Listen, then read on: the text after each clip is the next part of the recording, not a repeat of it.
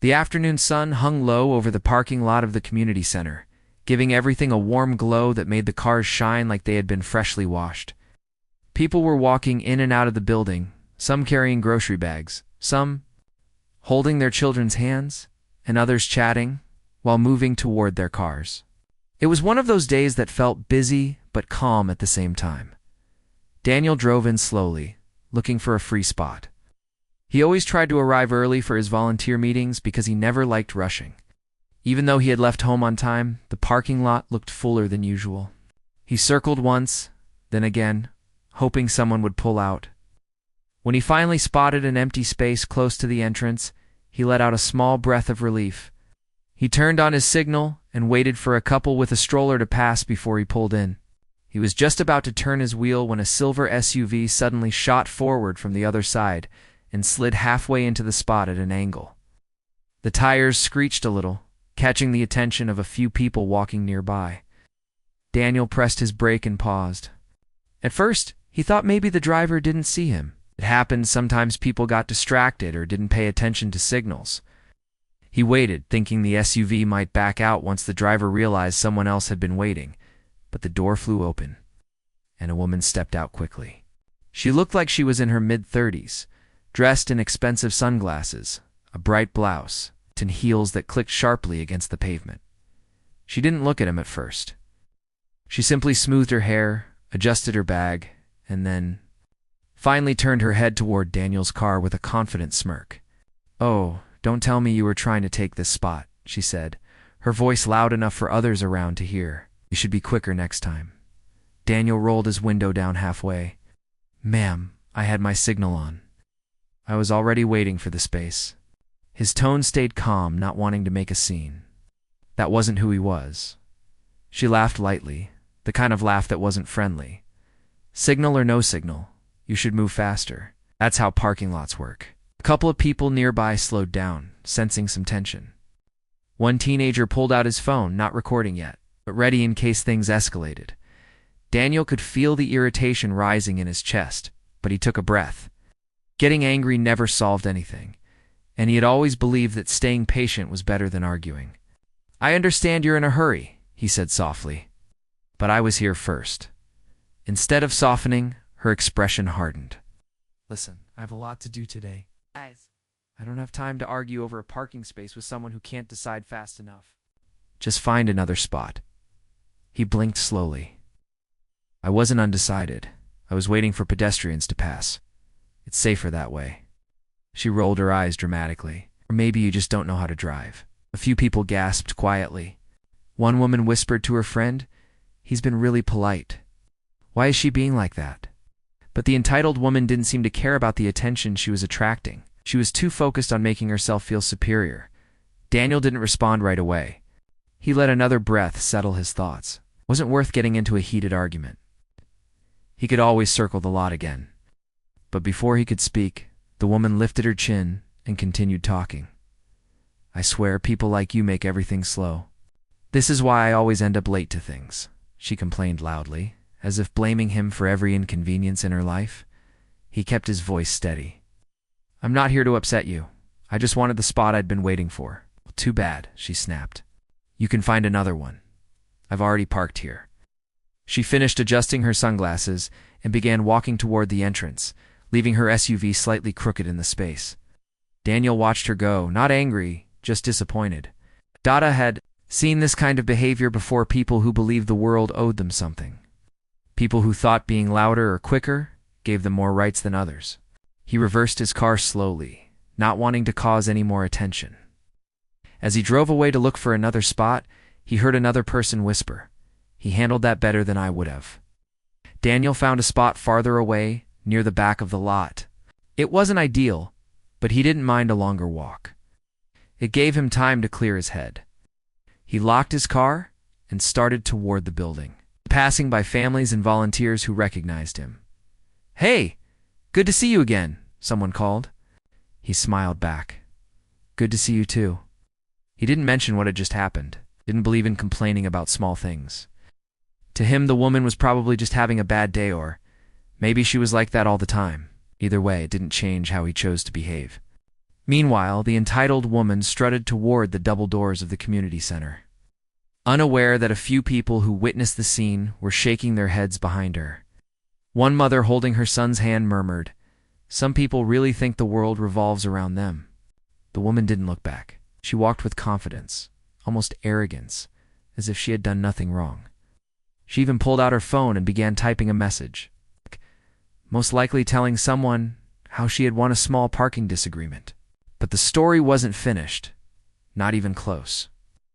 Because the moment she stepped inside the building, she noticed something she didn't expect.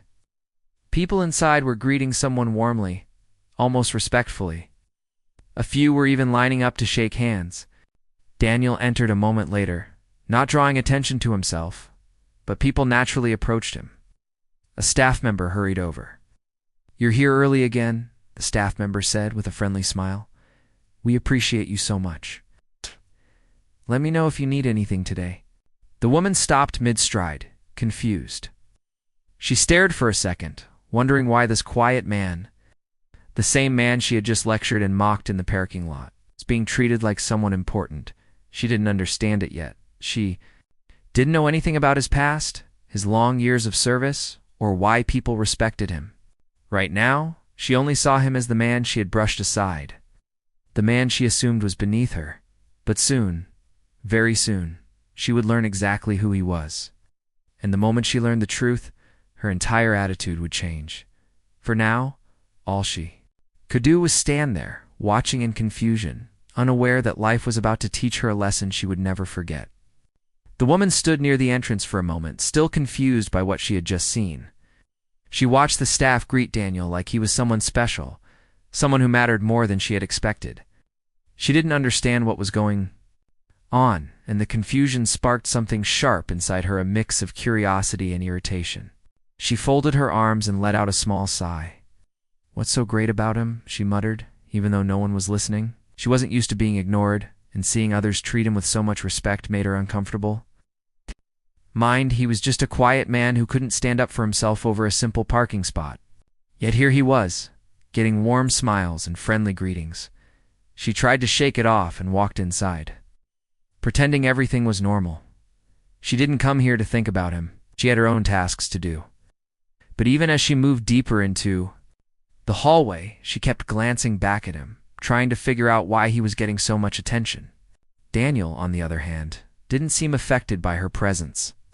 He spoke to the staff member politely, asking about the schedule for the day and offering to help with the setup. Voice remained calm, the same way it had been in the parking lot. Several volunteers passed by to thank him for things he had done in the past. Small tasks, big tasks, things he never bragged about. The woman watched from a distance, feeling a strange twist in her chest. She didn't like this feeling, but she couldn't look away. "Why is everyone acting like he's someone important?" she whispered under her breath. "He's just a random guy." As she stood there, another volunteer approached her with a friendly smile. "Oh, are you here for the community event today?" "Yes," she replied quickly. "I'm supposed to drop off some forms." She handed the papers over, trying her best to sound confident. "That's great," the volunteer said, flipping through them. "Feel free to wait inside if you want. We'll announce everything soon." "Announce what?" she asked, pretending she wasn't curious. The volunteer looked surprised. "Oh, the recognition ceremony. Didn't you hear? We're honoring someone today for his emergency service work. He's helped save so many people over the years. Honestly, we're all excited." The woman's eyebrows lifted. She opened her mouth, then closed it again. "Oh, I didn't know," she said, trying not to show too much emotion. The volunteer smiled kindly. "Yeah, he's a big part of this community. Always helping. Always showing up. Some people don't even know half the things he's done." The woman nodded, even though her mind was spinning. She wanted to ask who this person was, but she held back. She didn't want to look too interested. As the volunteer walked away, she peeked again at Daniel. He was now speaking to a small group of teenagers who seemed excited to see him. One of them asked him for advice about something, and Daniel leaned down slightly to speak to him at eye level, listening with genuine attention. There was something in his posture, calm, steady, patient. The same patience he had shown when she had confronted him earlier. She shifted uncomfortably. Why does he act like that? Why doesn't he react? She wondered. Her own voice in the parking lot replayed in her mind. The frustration in her tone, the sharpness of her words, the way she had spoken to him as if he didn't matter. She tried to brush off the guilt that crept in, but it lingered. Inside the event hall, people were arranging chairs and setting up tables. There was a large poster board set up near the stage with photos of past community events. Some featured group pictures, some showed volunteers working during emergencies. In some highlighted relief efforts from previous years, the woman walked slowly along the pictures, mostly out of curiosity, until her eyes landed on a familiar face. Daniel? There he was in a photo wearing a rescue vest, standing in muddy water up to his knees, carrying an elderly man on his back. In another photo, he was helping a frightened child out of a damaged building. There was a picture of him wrapping a blanket around a woman who looked cold and lost. And every picture showed him focused, strong, and calm. The woman's breath caught for a moment. She blinked, shocked. No one had mentioned he was involved in rescue work. She had assumed he was just an ordinary man coming to a meeting. But here he was in photos that showed a completely different side of him aside. She would never have guessed. She stepped closer to read the small descriptions under the pictures. Words like flood response, community rescue team, volunteer leader, and emergency training instructor stood out. Her heartbeat subtly changed. She didn't know what to think. He does. All of this? She whispered to herself. A voice behind her answered, "Yeah, he's something else, isn't he?" She turned and saw an older woman smiling at the display. "That's Daniel. He's one of the most selfless people I've met. Always helping someone. Always first to volunteer. He doesn't talk about it much, though." The woman swallowed. Her throat felt suddenly dry. "Didn't know? Most people don't," the older woman said kindly. "He doesn't like attention, but he deserves it.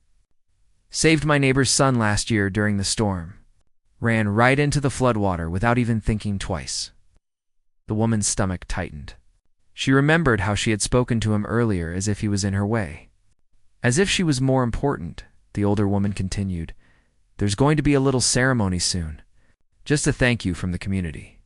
Nothing big, but everyone wanted to show appreciation." The woman nodded slowly. "I see," she murmured. She stepped back from the photo board, feeling a swirl of emotion she couldn't quite sort out. Her pride felt smaller. Her earlier confidence now felt out of place. She moved to a row of empty chairs and sat down quietly, folding her hands in her lap. A few people passed by, greeting each other softly, excited for the event to begin. She didn't join in any conversations. She didn't feel like she belonged in the moment. As she sat there, she stole a glance at Daniel again. He was helping someone set up chairs now. Nothing flashy, just doing what needed to be done. She exhaled slowly. "He didn't even argue with me," she whispered. "He just stayed calm." She remembered his gentle tone, the way he didn't raise his voice, even when she had been rude. She had mistaken his calmness for weakness, his patience for insecurity. But now she realized it was something else entirely. Strength. Not the loud kind. Not the showy kind. But a steady, grounded strength that didn't need to prove anything. She pressed her lips together, feeling embarrassment rise again. "I shouldn't have spoken to him like that," she said quietly. Still, she didn't know what she would do next. She wasn't the type to admit she was wrong easily. She had built her life around confidence and boldness, never backing down, never apologizing. It was a habit, a shield, something she used to protect herself. But now that shield felt awkward and misplaced. The event hall grew louder as more people arrived. Children laughed, volunteers carried boxes, and the smell of fresh snacks filled the air. It was supposed to be a cheerful atmosphere, and it was for everyone except her. She kept thinking about the parking lot, about the way she had taken the spot so aggressively, about how she had dismissed him, like he wasn't worth a second thought. And now she sat here in the same room, where people saw him as a hero, for the first time in a long while. She didn't feel like the most important person in the room. As the chatter continued, she watched Daniel again. He wasn't looking her way, not even once. He was just doing his work, quietly and consistently. A strange feeling grew in her chest, regret the kind she couldn't ignore. She knew that soon. Something was going to happen. Some moment would come when she could either stay the same person she had always been, or change. But right now, she simply watched. Unaware that her lesson had only just begun, the hall slowly settled as people began taking their seats for the ceremony. The buzz of conversations softened, replaced by the occasional rustle of chairs and the quiet shuffle of programs being handed out. The woman sat near the side, her hands resting in her lap, trying to look calm even though her thoughts were anything but. She could still see Daniel across the room. He was helping an elderly man find a good seat near the front. He held the man's arm gently, speaking to him with that same soft, patient tone she had heard earlier. It was strange how differently she saw him now. A few hours ago, she had judged him instantly. Now, she felt something she wasn't used to: uncertainty. She wondered if he had recognized her as the same woman from the parking lot. He hadn't looked her way since they entered the hall. Maybe he simply didn't care. Or maybe he was too focused on everyone else to pay attention to someone who had treated him poorly. A small tap on the microphone drew everyone's attention. One of the organizers stepped onto the stage with a warm smile. "Good afternoon, everyone. Thank you for joining us today. We're here to honor a member of our community whose dedication and service have made a real difference. Someone who has shown courage, humility, and compassion in ways that inspire us all." The woman shifted in her seat, feeling her heart pick up a little. She knew exactly who they were talking about. But hearing it said out loud made the moment feel heavier. The speaker continued. "Before we begin, we'd like to share some moments from past rescue missions and volunteer work. These photos are just a small glimpse of the impact he has had on our community." The lights dimmed slightly, and a projector lit up the front wall. The first picture showed a flooded neighborhood with volunteers and boats moving through the water. In the center of the image was Daniel, guiding a child into a rescue boat. His clothes were soaked, his face tired but focused. The woman leaned forward slightly, her eyes fixed on the screen. Another picture appeared, this time from a wildfire response team. Daniel was carrying supplies toward a group of exhausted firefighters. Even in the smoky light, his expression was calm, steady. The audience murmured softly, some whispering memories about where they had been during those events. The woman felt her stomach twist. She had come here thinking about herself, her schedule, her needs. Meanwhile, the man she had spoken so rudely to had been risking his life to help people she had never even met. The slideshow continued. More images, more stories, people he had helped, families he had supported, times he had shown up when no one else did. As the last photo faded, the organizer returned to the microphone, and now, he said with a smile, "We'd like to invite Daniel to the stage." The room erupted into applause. People stood up, some cheering softly. The woman didn't stand right away. She was too busy staring at Daniel, who looked surprised by the attention. Almost embarrassed, he walked toward the stage with humble steps, nodding politely to those who clapped and smiled at him. There was nothing dramatic about his walk, nothing bold or proud. He just moved quietly, accepting the moment with the same gentleness he carried in everything he did. The woman finally rose to her feet, clapping slowly at first. Something inside her shifted. She didn't fully understand it yet, but she felt it. When Daniel reached the stage, he shook hands with the organizer and was handed a small plaque. Nothing fancy. Just a simple token of appreciation, the organizer said. "We all know Daniel doesn't like to talk much about what he's done, but today we want to hear from him, even if just a few words." The audience chuckled softly. Daniel stepped up to the microphone. He took a moment to look around the room, then rubbed the back of his neck, clearly unsure of what to say. "Thank you," he began, his voice quiet but steady. "I don't really know what to say about all this. I just try to help where I can." His words were simple, not dramatic, not rehearsed, and yet somehow they carried more weight than long speeches ever could. "I've been lucky," he continued. "Lucky to work with people who care. Lucky to be in a community where folks look out for each other. I don't do anything alone. There's always someone beside me." A few people nodded, smiling. "I'm not here because I'm special," he said softly. "I just believe in showing up when someone needs help. And I think we all have the ability to do that in our own ways." The woman swallowed, feeling her chest tighten. She wasn't the emotional type, but something about his sincerity hit her in a place she didn't even realize was vulnerable. Daniel stepped back from the microphone, clearly relieved to be done. The audience applauded again, louder this time. People cheered, some even whistled. The woman clapped too, but her expression had changed. She wasn't clapping because everyone else was. She was clapping because she finally understood. When Daniel left the stage and walked back into the crowd, people surrounded him with congratulations, hugs, and handshakes. He smiled politely, thanking each person. The woman didn't move. She stayed where she was, watching him quietly. A part of her wanted to leave, to escape the uncomfortable feeling growing inside her. But another part, the part she didn't listen to very often, told her to stay. As the crowd slowly thinned, Daniel excused himself from a conversation and stepped to the side for a moment.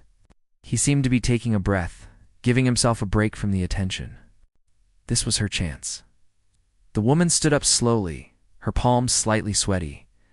She wasn't used to feeling nervous. She wasn't used to approaching someone with humility. But she walked toward him anyway. Daniel noticed her when she was only a few steps away. He looked up with a gentle expression, the same calmness she had seen all day. For a moment, she couldn't speak. All the words she had rehearsed in her head vanished. She cleared her throat. "Hi," she said softly. "Hello," Daniel replied, his voice kind. She took a breath. I don't know if you remember me." He nodded slightly. "From the parking lot." Her stomach flipped. She looked down for a second before meeting his eyes again. "Yeah," she whispered. "About that? I wasn't very kind. Actually, I was rude. More than rude." Daniel said nothing, just listened. "I shouldn't have spoken to you that way," she continued. "I didn't know anything about you. And even if I did, it still wouldn't have been right. I was impatient, and honestly, I acted entitled." Silence hung between them for a moment, but not a painful silence, just a sincere one. Daniel finally smiled gently. "It's okay. Everyone has tough moments." She shook her head. "It doesn't excuse how I behaved. Doesn't have to," he said quietly. "But the fact that you came to say this means something." She let out a breath she didn't realize she'd been holding. "I'm really sorry," she said again. "I accept your apology," he replied. "And I appreciate you saying it." She nodded slowly. The weight in her chest lifted just a little. They stood there for a moment, neither rushing away.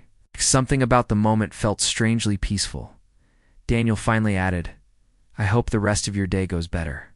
She gave a small, shy smile. "I hope the same for you." As she walked back toward the exit, she felt different, softer, more aware. For the first time that day, she wasn't thinking about the parking spot or her schedule or how she looked to others. She was thinking about how easy it had been to misjudge someone and how quickly the truth had changed everything. And she wasn't done learning yet. Not by a long shot. He didn't sleep much that night, even though he tried to act calm. The day replayed in his mind over and over the woman's rude words, the whispers from bystanders, and the uncomfortable silence that followed when she learned who he was. He wasn't angry, but something inside him stayed unsettled. Maybe it was the way she spoke to everyone around her. Or maybe it was how fast people judged without knowing anything about someone's life. Whatever it was, he knew it wasn't finished. Not yet. He stepped out early the next morning, hoping a quiet walk would clear his mind.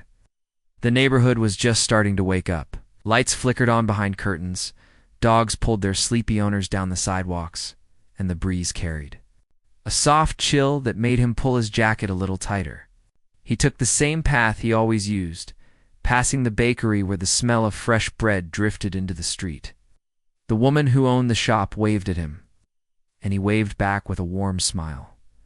He didn't like to let small things ruin his peace, but the incident at the parking lot kept following him like a shadow. He hoped he'd never cross paths with that woman again, but life rarely works that way. Later that afternoon, Drove to the community center for a meeting he attended every month. It was a volunteer group that worked on fundraisers and small projects for families in need. He didn't talk much about it, and he didn't like being praised for it. It was just something he felt he should do, something his father used to tell him. If you have the ability to help, you have the responsibility to help. The meeting was already in motion when he walked in. People greeted him warmly, some nodding, others giving him quick smiles before returning to the papers spread out on the tables. He took a seat near the back, listening as the group leader discussed upcoming events and the next month's plans. Then the door swung open. He looked up slowly, not expecting anything unusual, but the moment he saw her, his breath paused for a moment. The same woman from the parking lot, the same sharp expression, the same stiff posture. She glanced around the room like she was waiting for someone to acknowledge her immediately. When her eyes landed on him, she froze. He didn't react. He kept his posture relaxed, leaning slightly back in his chair, hands loosely folded. The last thing he wanted was to make her feel uncomfortable. But something in her expression changed. She looked unsure, it's almost nervous. She took a seat quietly. It's very unlike her behavior from the day before. The meeting continued, but he could feel her gaze on him several times. He didn't look back, didn't want to make anything awkward. The leader eventually announced that they needed more volunteers for a weekend project at a local shelter. A few hands went up. To his surprise, hers was one of them. When the meeting ended, people began shouting small goodbyes, gathering their papers and stepping out the door. He stood and picked up his jacket. He was almost outside when he heard a small voice behind him. "Excuse me? Can I talk to you for a second?" He turned slowly. It was her. For the first time, she didn't look proud or entitled. She looked human. Her shoulders were slightly tense, her eyes lowered, and her words came out softer than he had ever heard. "I think I owe you an apology," she said quietly. He didn't move or say anything. He didn't want to interrupt her. "I was rude." "No, actually I was worse than rude. I was disrespectful. And not just to you, I've been that way with a lot of people." She let out a slow breath. "When I heard who you were, I felt ashamed. It's not because of who you turned out to be, but because it shouldn't have taken that for me to realize how wrong I was." He nodded gently, encouraging her to continue. "I've been dealing with a lot," she said, her voice breaking slightly. "It's not an excuse. I lost someone recently, someone close. And ever since then, I've been angry at the world, even when the world didn't do anything to me." He listened carefully. He didn't judge her. He didn't interrupt her. He just let her speak. "I'm sorry," she whispered. "For everything I said, for how I acted. You didn't deserve any of it." The hallway was quiet. A few voices echoed from the parking lot outside. But inside, the moment felt still. He finally spoke. "Thank you for apologizing." His tone was gentle, steady. "And I'm sorry for your loss. I know that kind of pain doesn't disappear quickly." She nodded, wiping a small tear from the corner of her eye. "If it means anything," he said, "I didn't take it personally. Sometimes we say things when hurt pushes us in the wrong direction." Her shoulders loosened slightly, as if a weight had been lifted. "Would you still be okay working this weekend?" he asked. She looked up surprised. "You still want me there?" "Of course." "You volunteered? And the work we do doesn't care about what happened yesterday. It just needs people who are willing to help." A small, shaky smile formed on her face. "I'll be there." He nodded and walked toward the exit. But before he stepped outside, she called out once more. "Thank you," she said softly, "for not treating me the way I treated you." He didn't turn around fully. He just said, "Everyone deserves a chance to be better," and kept walking. When he reached the parking lot, he felt lighter than he had in days. The tension that had followed him since the incident finally eased, not because she apologized, but because he saw something change in her. Something real, something honest. The weekend arrived faster than expected. He showed up early at the shelter, as he always did. The building was old, but welcoming, with bright murals painted by children years ago. Volunteers moved around, setting up tables, sorting supplies, preparing the area. He wondered if she would actually come, but she did. She walked in carrying a box of donated clothes, her posture calmer than before. When she saw him, she offered a small, respectful smile. He returned it. They worked side by side for most of the day. She was quiet, but not in an uncomfortable way. More like someone trying to learn, to understand, to change. About how things worked, how long he had been volunteering, and why he joined the group in the first place. He answered, keeping his tone light and honest. At one point, an elderly woman at the shelter struggled to lift a bag of items. The woman from the parking lot immediately stepped forward, helping her with gentle hands and a warm smile. The older woman thanked her, and she responded softly, "It's really no trouble. I'm happy to help." He watched from a distance, not judging, not analyzing, just observing someone trying to do better. Later in the day, the group took a short break. She approached him again, holding 2 cups of tea. "I got this for you," she said quietly. "Thank you," he replied, taking it. They stood outside, leaning against the wall, sipping the warm drink while volunteers moved around them. "I don't know if one day of helping fixes anything," she said. "It doesn't have to fix everything," he replied. "It just has to be a start."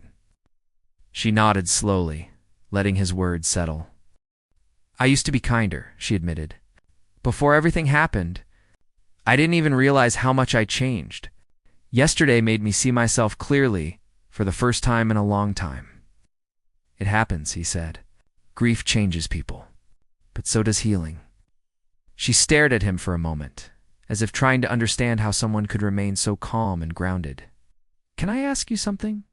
she said suddenly. He nodded. "Why didn't you just snap back at me that day? Most people would have." "I deserved it." He looked down at the cup in his hands, then up at the sky before answering. "Because someone once told me that the way a person behaves is more about them than the person standing in front of them. And because kindness doesn't lose value when given to someone who's hurting." Her eyes softened. "And maybe," he added, "you just needed one moment that wasn't met with anger." She lowered her gaze. Touched by the sincerity of his words, they finished their work as the sun began to set. The sky turned to soft gold, casting warm light across the building. People said their goodbyes, carrying empty boxes and tired smiles. As she walked toward her car, she turned back. "I'll come again next month," she said. "If that's okay." "It's more than okay," he replied. She nodded, then added, "And thank you for giving me space to be better." He watched her drive away, feeling that the day had closed a chapter he didn't even know needed closing. But there was still one more part of the story left, one that neither of them expected, and one that would change everything even more than the first meeting had. The days following the volunteer event moved quietly, but something about them felt different for him. He went back to his routine, waking early, completing his work, and spending evenings at the community center. Life was calm again, but in the back of his mind, he kept thinking about how much the woman had changed in such a short time. He didn't expect to cross paths with her again soon, but life has a way of bringing people together when there's still something left to learn. One afternoon, as he walked out of the small grocery store near his home, he noticed someone sitting outside on a bench, staring down at a notebook. It was her. She didn't see him at first. Her posture was relaxed, but her face showed deep concentration, almost like she was writing something important.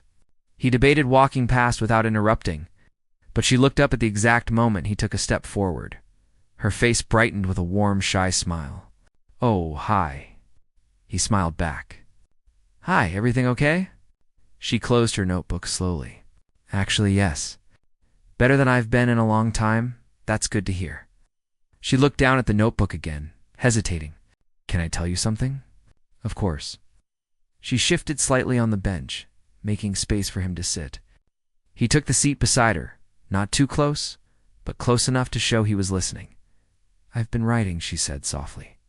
"Not anything fancy, just things I never had the courage to say out loud.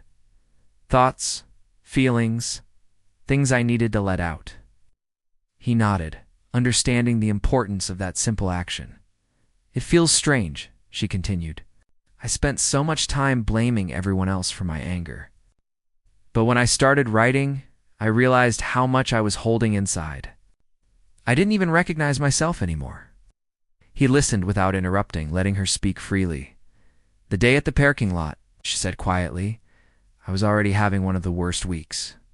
And instead of stopping and breathing, I kept taking my frustration out on strangers. You just happened to be the one in front of me that day. I understand, he said. She took a deep breath. I wanted to say thank you again. Not because of who you are, but because of how you handled everything. If you had shouted back at me, I probably wouldn't have learned anything. I would have kept thinking the world was against me. He glanced at her notebook. Can I ask what you wrote today? She let out a soft laugh. A letter. To myself, actually. May I hear it? Her eyes widened a little. I wasn't planning on sharing it. It's okay. You don't have to. She paused for a long moment, then slowly opened the notebook. I guess it wouldn't hurt. She flipped to a page filled with neat handwriting. It's not long. I'd still like to hear it. She took a steady breath and read softly. I want to change. Not because I got called out, but because I saw myself from the outside for the first time. I don't want to be the person who hurts others because she's hurting. I want to be the kind of person who brings peace, not tension. And I want to learn how to start again. She closed the notebook gently, her fingers tracing the edge. He waited a moment before speaking. That's honest and brave. I'm trying, she whispered, and you're doing better than you think. She looked up at him with a grateful smile. You know, when I first saw you at the meeting, I was terrified. I thought you were going to call me out in front of everyone, or tell them what I did. That's not my style, he said. I know that now.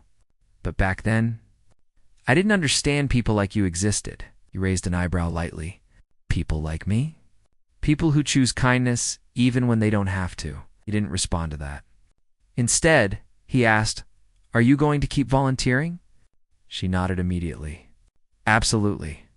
I actually talked to the group leader about joining more projects. Not because I want to impress anyone. I just want to do something that makes me feel like I'm moving forward. That's a good start. She hesitated again. Would it be okay if I ask you something personal? Depends, he said with a gentle smile. What is it? How did you learn to stay calm like that, I mean? When people are rude or disrespectful? He thought for a moment, then looked toward the street. I wasn't always calm. I used to react quickly when someone snapped at me.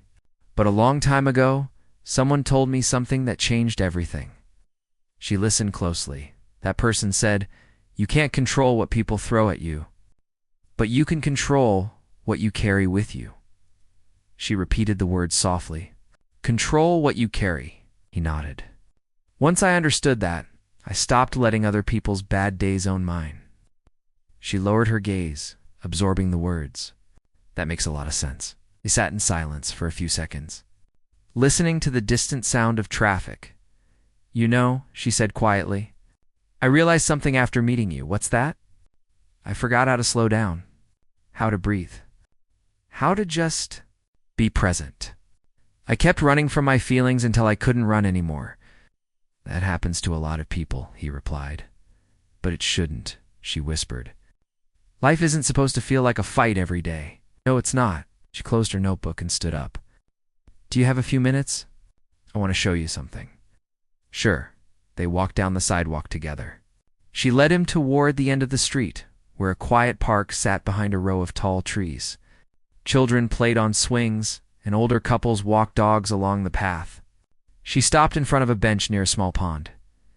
This is where I come when everything feels too heavy, she said. It's peaceful. Simple. Like the world pauses here. It's nice, he said, taking in the calmness around them. I used to come here with someone, she continued softly. Before they passed, he didn't ask questions or push her to say more. He just waited. I stopped coming for a long time. It hurt too much. But recently, I didn't want to lose the good memories because of the pain. So, I started coming back. And it's helping. He nodded gently. Healing doesn't happen in a straight line. Sometimes you move forward. Sometimes you step back. But coming here again, that's courage. She smiled at him, a sad but warm expression. You always know what to say. I just speak honestly. She sat on the bench, and he joined her. For a while, they didn't talk. They simply looked at the calm water. The ripples moving softly with the breeze, you know. She finally said, "The day I met you, I thought you were just some guy taking up space in a parking lot." He chuckled quietly. "I remember. And now, you're someone who changed my entire path without even meaning to." He shook his head gently. "You changed your path, not me. I just didn't get in the way." She looked at him with a soft, thoughtful expression. "Still, I'm grateful." Didn't need a reply. Some words were enough on their own. A few moments later, she spoke again. "Can I ask one more thing?" "Go ahead. Would it be okay if we stayed in touch?" "Not because I need help or guidance. Just because. I think my life needs more people who make things feel lighter instead of heavier." He smiled. "I'd like that." Her smile widened gently, like a weight she had carried for too long finally loosened. They exchanged numbers, nothing dramatic, nothing forced. Just two people choosing to continue a story neither of them expected. Over the next few weeks, they talked more often. Sometimes it was a quick message checking in. Sometimes it was a long conversation about life, grief, change, or simple daily things. They met at the community center for volunteer work, and each time, she grew more confident, more patient, more at peace with herself. People noticed too. Some volunteers even commented on how kind she was, how helpful, how gentle with the older visitors or families who needed support. One afternoon, after finishing another event, she walked beside him toward the parking lot. "Do you remember?" she said with a laugh. "This is where it all started." He nodded with a warm smile. "It feels like a long time ago." "It does."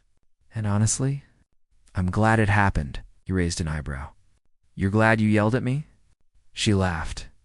"Not that part, but if it hadn't happened, I might never have realized how far I'd drifted from the person I wanted to be." He nodded. Sometimes the worst moments lead to the best changes. They reached their cars and stood facing each other. "I'm really happy we met," she said softly. "Me too," he replied. She paused, then added, "And I'm going to keep working on myself. Not because of guilt, not because of the past, but because I want to grow." "And you will," he said. She took a slow breath, then gave him a warm, genuine smile. "Thank you. For everything." He didn't say anything grand or dramatic. He simply nodded, the way someone does when they understand more than words can explain. As she drove away, he stood for a moment in the parking lot, watching the fading sunlight reflect on the cars around him. He felt peaceful, truly peaceful for the first time in weeks. The story had started with conflict, misunderstanding, and frustration. But it ended with growth, understanding, a quiet friendship that had the potential to last for years. Sometimes people meet for reasons they don't see at first. Sometimes the worst first impression becomes the beginning of something meaningful. And this time, both of them walked away better than they were before.